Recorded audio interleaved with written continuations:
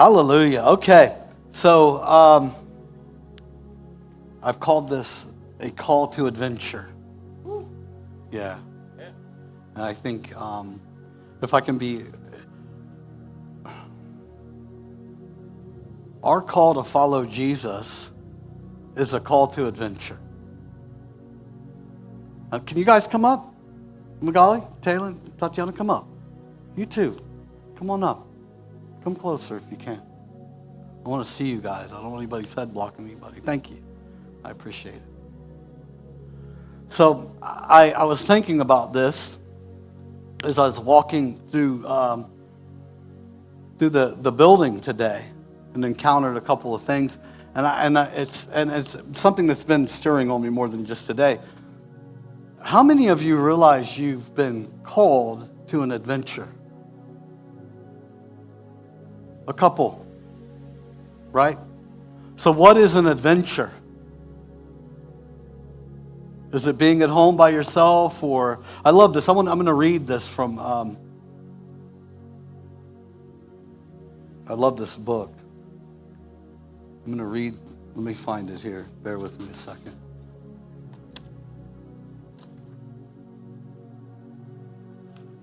This is from Heschel. The world needs more than the secret holiness of individual inwardness. It needs more than sacred sentiments and good intentions.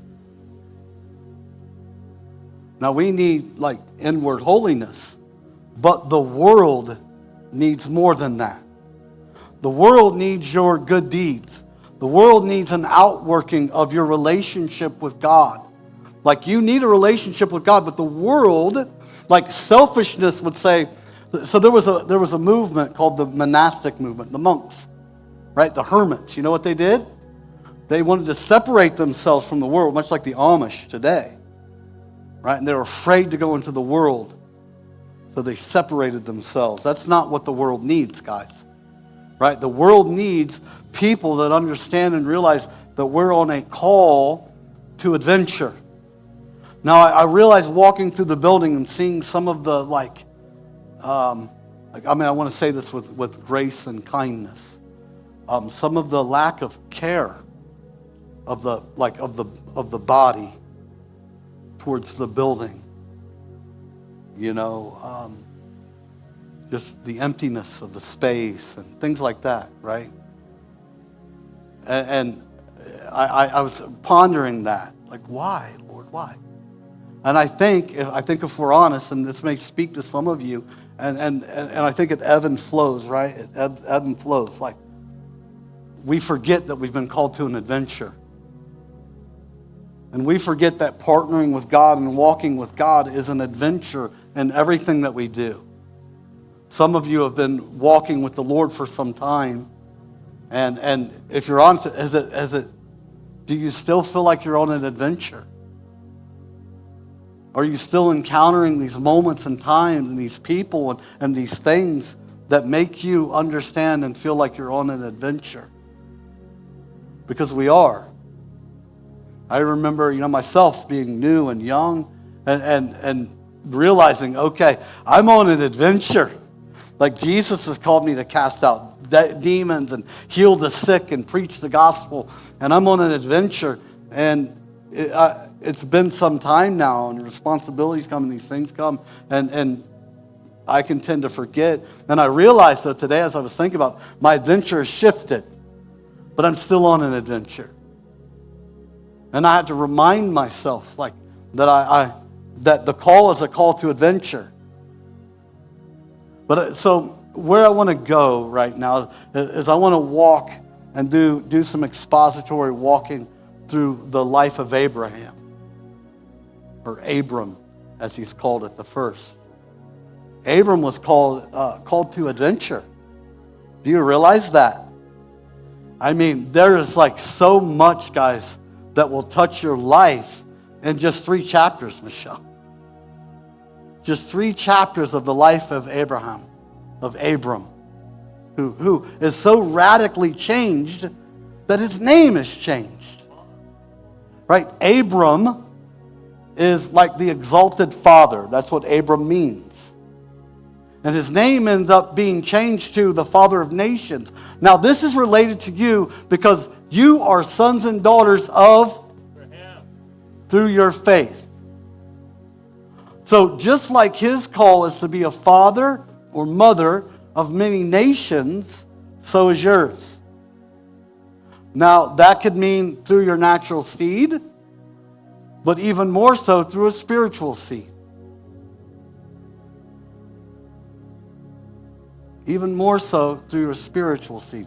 That's my hope. That's my hope for legacy, right? Is through spiritual sons and daughters. The natural sons and daughters, well, I mean, the Lord does what he wants. I mean, Abraham and Sarah were 90 and 100, so if he wanted to do something, he can. It would definitely be a miracle. But we're called to an adventure, and I think sometimes we forget that.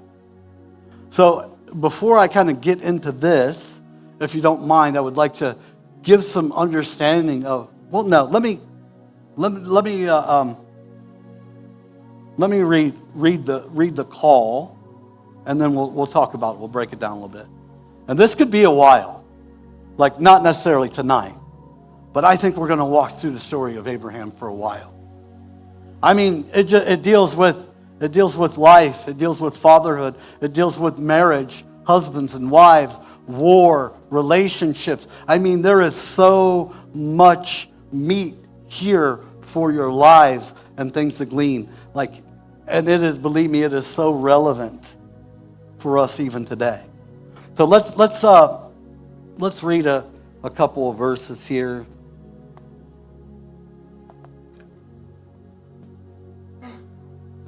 Now the Lord said to Abram, "Go forth from your country and from your relatives and from your father's house to the land which I will show you. And I will make you a great nation, and I will bless you and make your name great.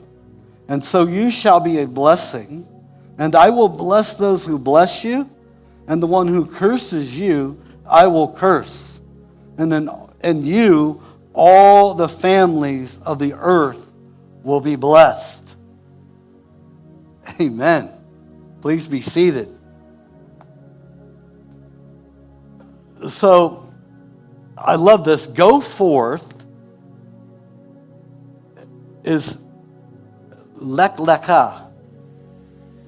And it is like so powerful. It means like really in the Hebrew, it's not like just, hey, go forth. It actually means like, go forth for your benefit and for your good. And that's the beauty of the languages, isn't it, Jake? Like, right? To go deeper than our English doesn't really convey the depth of these two Hebrew words. It's not just go, but it's go for your benefit, for your increase, for your good. Now, this is the first great calling to follow me in the Bible. And this is how it really relates to us as believers today. Right? What's the second follow me in the Bible? It's the one that most of us have responded to. But it's one that's similar to Abraham's calling to follow. Right? It's in Matthew. This won't be on here. Matthew chapter 4, verse 18. Now as Jesus was walking by the Sea of Galilee, he saw two brothers, Simon, who was called Peter, and Andrew, his brother, casting a net into the sea, for they were fishermen. They were just minding their business, doing their jobs, right? And he said to them, "Follow me, and I will make you fishers of men. You will be a blessing to the nations of the earth." Much like Abraham's call. Follow me, and you will be a blessing to all the families of the earth. That is our call, right? The world does not just need your inward holiness. It needs your outward working of this relationship of God. It needs your adventurous spirit to bring life and hope to it. We are in a hopeless world. And this call to adventure is a call to display hope to the hopeless. It doesn't need you. Like, we need spiritual formation. We need spiritual formation. But the point of spiritual formation is that it may overflow and work out of our lives. And I think if we took it as an adventure, as a quest, it may shift it. I think of these young people. Like, does an adventure sound like fun, Tatiana? Yeah. Why do you play video games? Because a lot of times there's an adventure. But you don't need the video games because you can have the adventure in real life if you go after it. Do you guys remember, some of you will remember Susan Parker? Some of you remember Susan Parker, some of you don't. I'm assuming, I know she was pretty ill for a long time. Her hospital trips and doctor visits were an adventure. That woman was like struggling with cancer and in remission and healed and not healed. I saw a rabbi kick her. Some of you were here, cursed her wheelchair and kicked it. She got up out of the thing and walked around the sanctuary. Right? But she was still bringing Muslim families to church. Her life was an adventure. So you can't say that I'm too old, to this or to that the adventure is over for me. Because not one of you here aren't going to a doctor's appointment or to Kroger or to somewhere where life could be an adventure for you. So to say that those days are over, no, they're not. I mean, you should be carrying more wisdom and insight, the ability to have hard conversations and peace. Like, I mean, these things should be happening in our lives as we continue to grow and mature with the Lord. So we've been called to an adventure. Jesus said, "Follow me, and I will make you fishers of men." Immediately, they left their nets and followed him. They left everything. Abraham was called to leave everything, right? Go forth from your country, from your relatives, and from your father's house to a land that I will show you. He had to leave everything. Now, an interesting thing, just to bring some grace and balance to this, there's different translations. Some say God had said. Because if we go back to chapter 11 of Genesis, and I'm going to start at verse 27. If you have your Bibles, please, that'd be beautiful. Actually, we'll go to 20. I mean, I could go to Genesis 1, but I won't go that far back, right? So we'll go to 27. Now these are the records of the generations of Terah. Terah became the father of Abram, Nahor, and Haran. And Haran became the father of Lot. Haran died in the presence of his father Terah in the land of his birth in Ur of the Chaldeans. Abram and Nahor took wives for themselves, and the name of Abram's wife was Sarai. And the name of Nahor's wife was Milcah, the daughter of Haran, the father of Milcah and Ishka.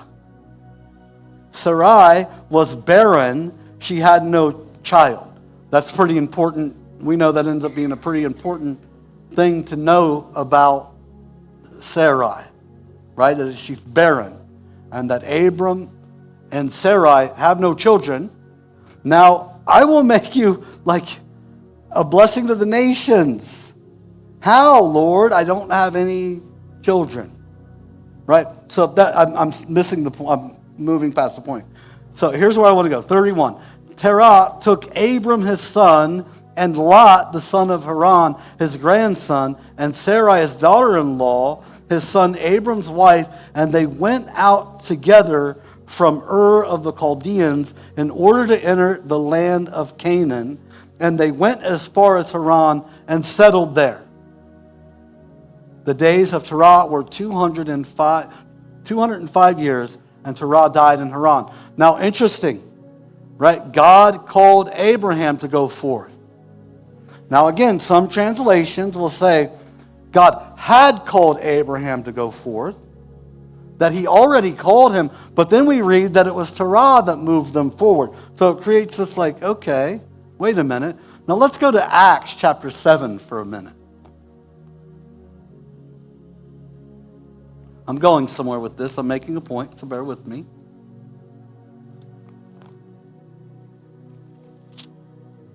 So Acts chapter 7 is Stephen making a defense against the religious leaders that are coming against him, right? They're persecuting him. 7 verse 1. The high priest said, "Are these things so?" And he said, "Hear me, brethren and fathers. The God of glory appeared to our father Abraham when he was in Mesopotamia before he lived in Haran." Are you tracking with me? So Stephen, the New Testament says that Abram actually received the call in Mesopotamia in Ur. But obviously Genesis says that his dad was the one that took them and stopped in Haran. So what are we looking at here? I believe what we're looking at is a son that was submitted to his father, that was told to leave his country, leave his father, leave his people, leave everything that he knew, and he couldn't do it. It took him a while. But God's so graceful and merciful and kind and slow. And I think some of us are afraid. We think, and many teachers will, and people, believers, believe that God, the God of the Old Testament, was harsh, and he wasn't forgiving, and he was a rule maker, and he was. But he was merciful and kind. He, like David said, you know that I'm made of dust. So Abraham was afraid to leave everything. It's hard to leave everything. It's hard to leave everything. And God in his goodness, and it's really amazing because even in this, we'll read that Abram and Lot, they accumulated many people and many possessions in Haran. So when he finally leaves Haran, he leaves with great wealth. That's this dichotomy with God, right? This beautiful thing that yeah, he's okay with you having possessions as long as your possessions don't have you. Right? He's okay with that. But that doesn't mean you won't run into difficulty. Because we see that Abram, when he finally is obedient and starts to move, he pretty quickly runs into difficulty. And then he runs the wrong way to go look for a solution and to find help. He goes to Egypt,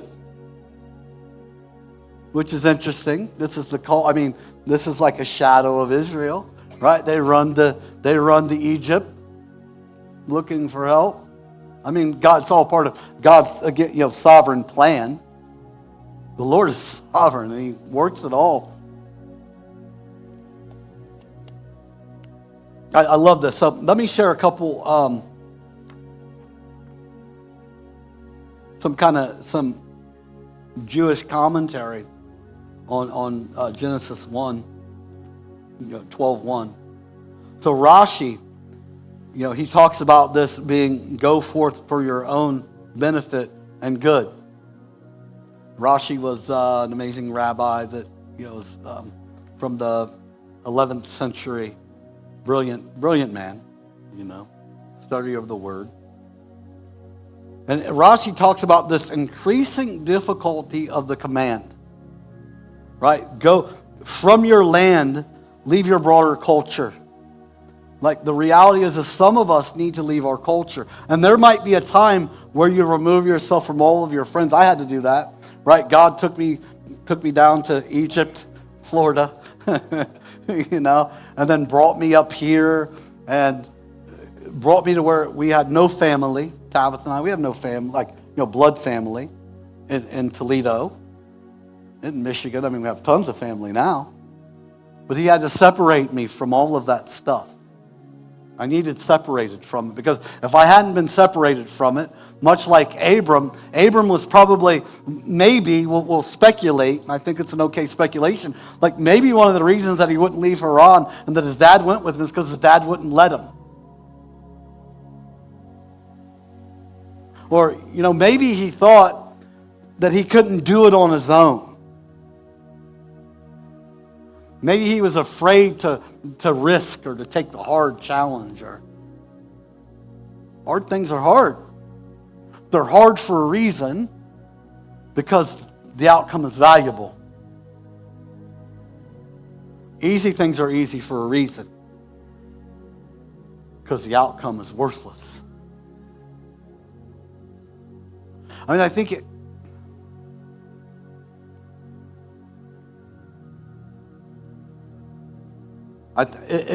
I know it used to be like really easy. It was hard to become a Christian. Or it was easy. It was easy to become a Christian and hard to follow Jesus, right? I mean, that's the reality of it. But today a lot of times it's like it's hard for people to become a Christian, and they think it's easy to follow Jesus. It's a difficult walk. It's the narrow way. It's the narrow road. It's the uphill struggle, the uphill battle that leads to life.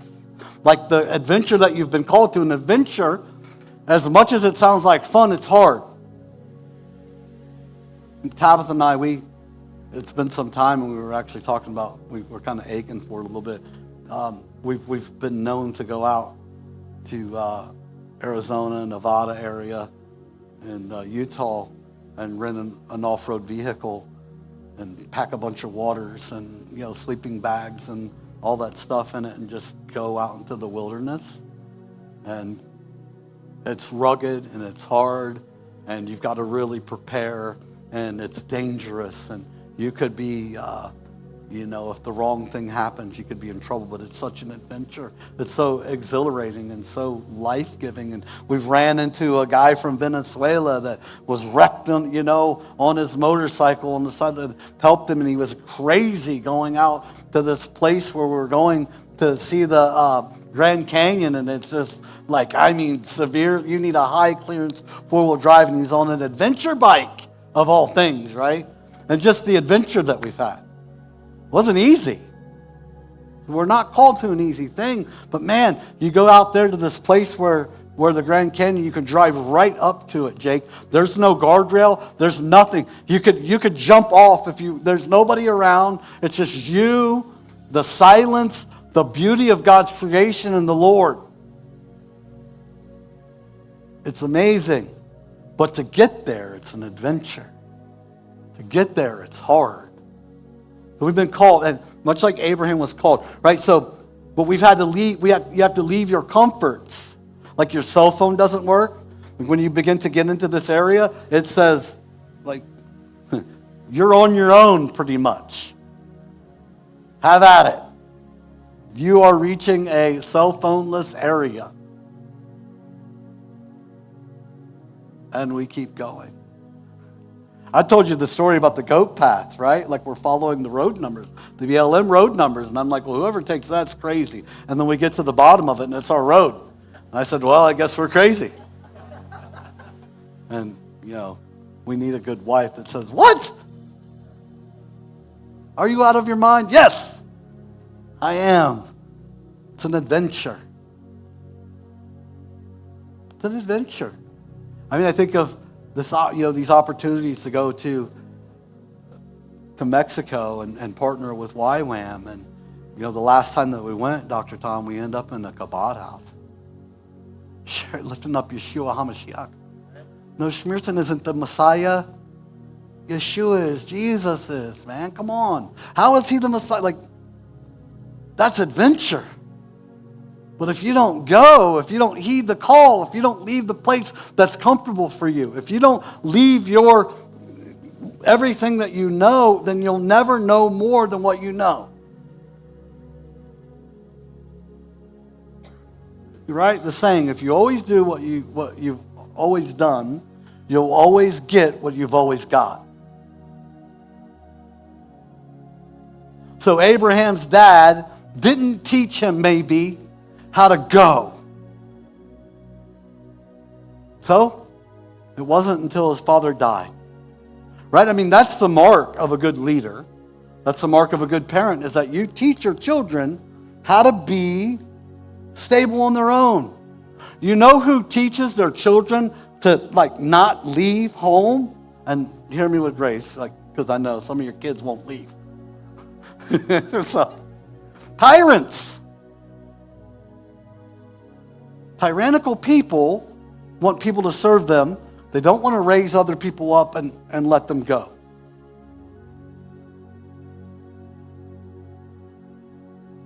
I can only imagine, I won't go too, So, again, Rashi's saying that this, and I get it. I personally get it. Like, it was really hard to go down to Florida. And, but we were going just still with some family. So it was really hard.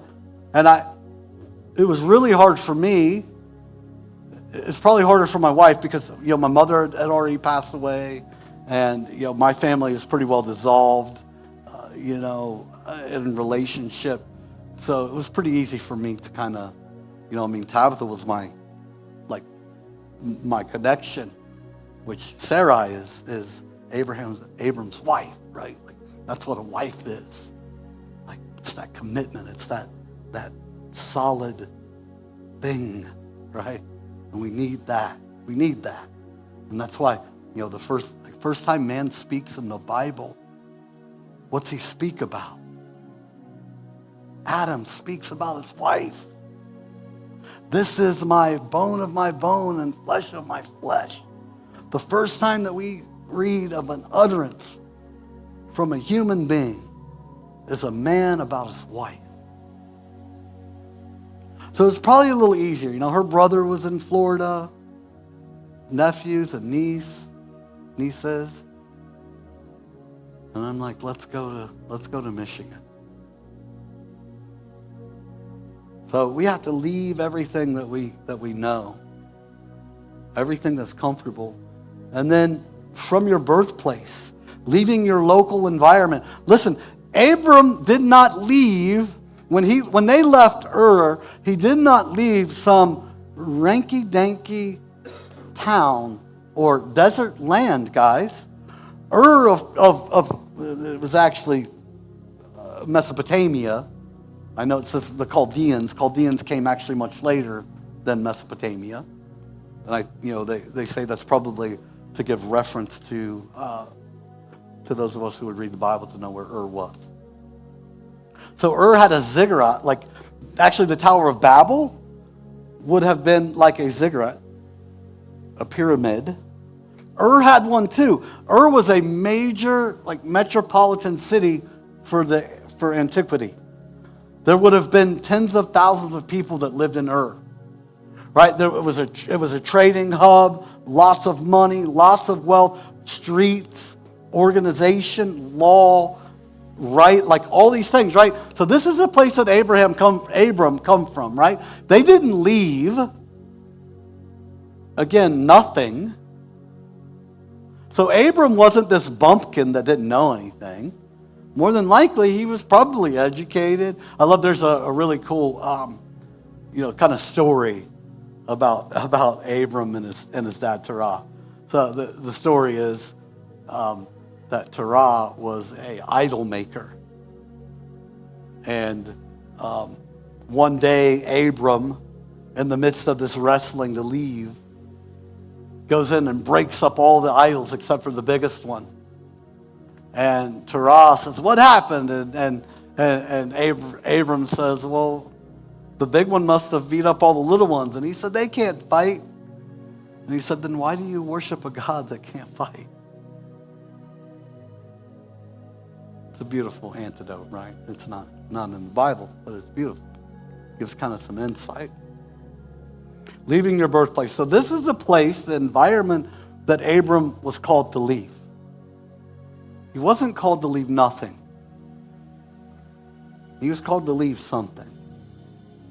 Are you willing to leave something? Some of us stay in places where we've, where we know we're not supposed to be, much like Abram did, because we're afraid to leave that place. It's an adventure. Don't be afraid to leave it. And it may be a literal physical location, but it may be a relationship. It may be some dependency. It may be something, It may be something that brings you comfort, that you cling to. I mean, I remember I thought I had freedom because I had, this particular idol in my life. And it wasn't until I broke that thing down. I mean, the moment that I broke it down, I realized, oh my gosh, I thought I was free because I could do that. No, it had me captive. I was bound by it. That's much what Satan does to us, right? He tricks us into thinking that we're free when the whole time we're not. I love Dr. Tom, you know this well, right? Lisa Bevere says that submission is freedom. Submitting to God is freedom. Submitting to God is freedom. And then the final is from your Father's house, leaving your deepest personal ties. The unfortunate thing, and I see this all the time, people that are afraid to leave these deep ties. They know they're no good for them. Some people have been running that same road with that same person for years. Well, I'll say this one more thing, maybe. Maybe I'll do this one more thing. The Bible says that bad company corrupts good morals. It doesn't say that good morals overcomes bad company, right? Be in the world, but not of it. Be in the world, but not of it. Some of us need to break those ties. It's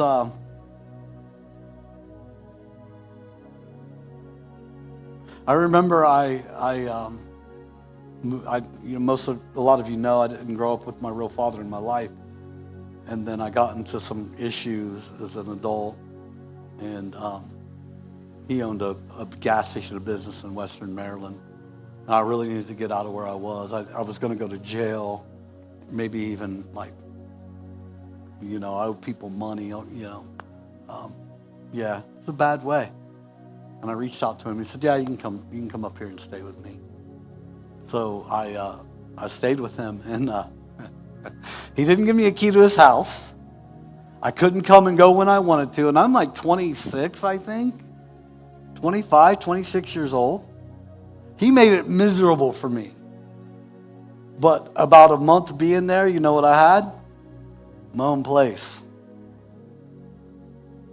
I started taking care of myself. I started figuring it out. I didn't have that crutch anymore. I didn't have a choice. Now Abram's father's gone. Right? Terah's gone. He died. He passed away.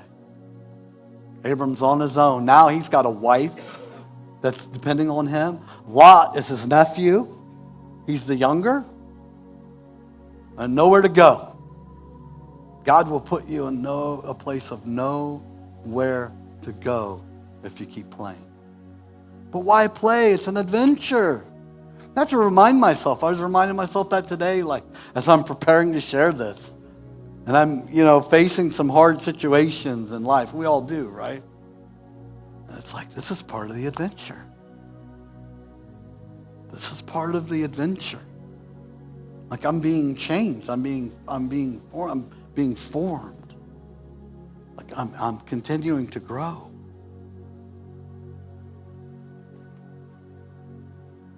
There's another call that we'll get to eventually, Lord willing. We'll progress our way through Genesis, through the story of Abraham. Lech Lecha. And this is in Genesis chapter 22. And it's the call to Abraham to sacrifice his son. And I love this. It's so good, right? Like Abraham in the first, Genesis 12:1, Abraham is commanded to leave his homeland. In 22, verse 2, Abraham is commanded to go to Mount Moriah and offer Isaac. Again, guys, remember what Lech Lecha means. Go for your own good. What? God's telling Abraham to go to Mount Moriah and sacrifice his own son, and he uses the same words that mean go for your own good and your own benefit. Why? Because Isaac's taken a place in his heart that he has no business having. It's only a place for God. It's a call to adventure. It's still a call to adventure. Faith, guys, is a call to adventure. If your faith doesn't test you, if you don't find yourself in situations where you are so weak, like Paul, we're perplexed. I don't want you to be unaware. That is real biblical language. Like people that are always like, I'm okay. Oh, come on with that. The Apostle Paul himself, like, I don't want you to be unaware that we were so pressed down, that we were so discouraged, that we were like so overwhelmed that we despaired even of our life. And why? Why was this, Paul says? So that we would learn to not trust in ourselves, but the God who raises the dead. That's the same call, Lech Lecha. And Abraham's, he says, you wait here, I and the lad will go worship, we'll be back. It pushed him to the point of knowing, no. You told me, God, that I will have descendants as many as the stars in the sky, as many as the sands of the sea. I trust you. This is the faith. This is the trusting. The Midrash says the first test required Abraham to leave everything behind. Some of us are still there, and we have not yet left everything behind. It's an adventure, guys. It's the wildest journey that you'll ever have. Do you want to be a father or a mother of many nations? Do you want to be a blessing to the nations? Then heed the call. Leave it all behind. That's the first step. That's only the beginning, right? The second test required Abram to suffer or to surrender everything back to God. That's what God will do for us. As a minister, some of us know you'll leave everything behind, and then you'll accumulate, and then you'll be tested to give it all back to God. Will you give it all back? Some of you are in that place. Will you give it all back to Him? Some of you haven't left everything behind yet. You're still stuck. You're still there. And some of you haven't surrendered everything to God yet. I'm there, and it's day after day after day. It's an adventure. We've been called to an adventure.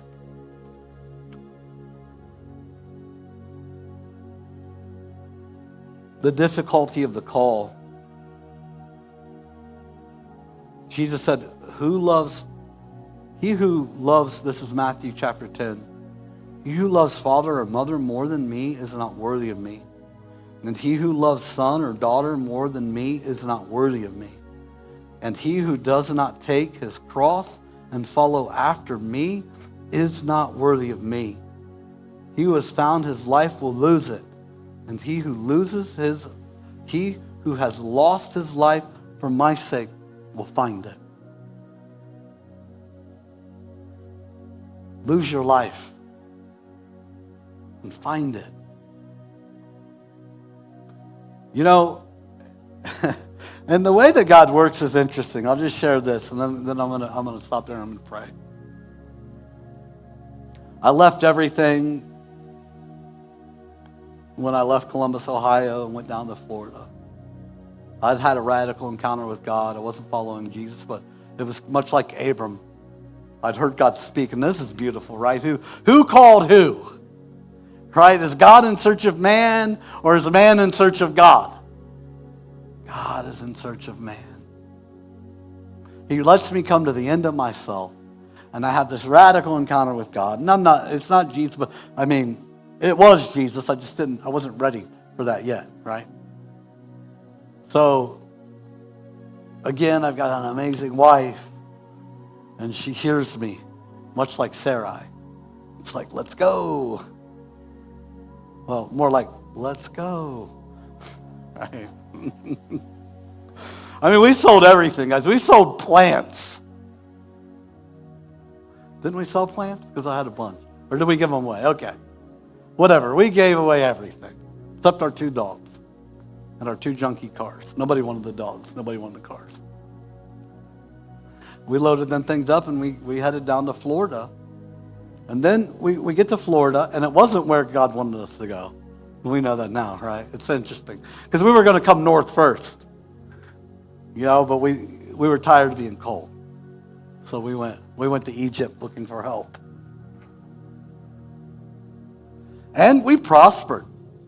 We both got jobs right away. I painted cars. I had some tools. I started earning pretty good money right away. And we had money in the bank. Nobody would rent an apartment to us. And then, weird, Sherry. I mean, it was weird. It was weird. It's like every door is just like bam, bam, bam. And we weren't like, we weren't walking with God. I was finally talking to him. I would go to the beach after I got off work by myself, and I would just talk to God. And then, God spoke to me and said, why don't you move to Michigan? And I knew it was God. And when and I know even more so now that I talk to him all the time. And so we did, right? We went on the adventure. We came up here and we left everything there. Again, except our 2 dogs. I can't believe our cars made it. They were piles, I'm telling you. Didn't make it for long. And we came here, and 2 days I had a job. Started at nothing. It's been an adventure the whole time. And then I accumulated and raised up again. Still wasn't completely following the Lord.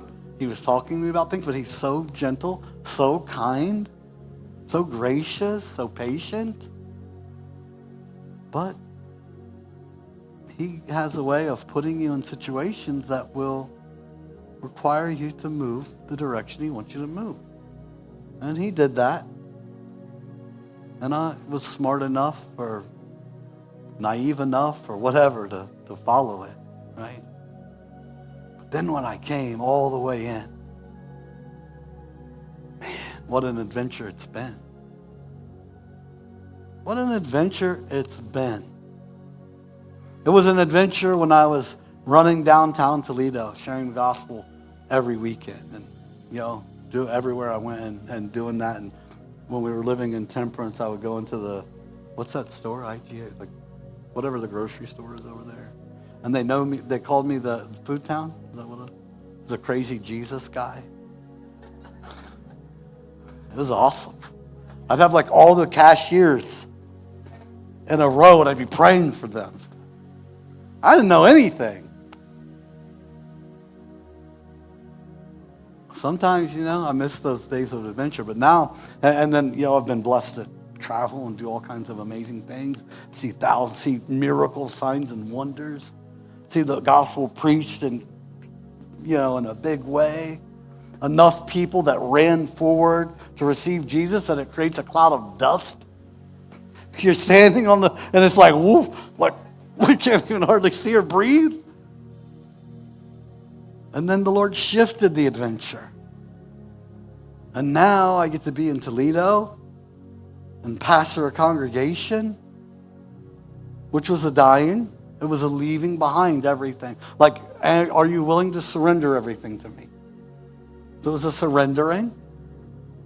And that's the adventure. We just keep going, right? And then the Lord, now the Lord's using me here at Line of Judah to bring forth missions and so other people can go and partner. And it's amazing. So I think the thing I want to leave you with tonight is it's a call to adventure. And I feel like I said, when I was walking through the building, this is for me too, I think some of us have forgotten that. So I just want to encourage you to go. Lech Lecha, go. It's for your own good, for your own benefit. Even your Christianese and like what you think is Christian culture and all that stuff, leave it behind. Those like close ties that you know are no good for you, break them. God wants to take you on an adventure.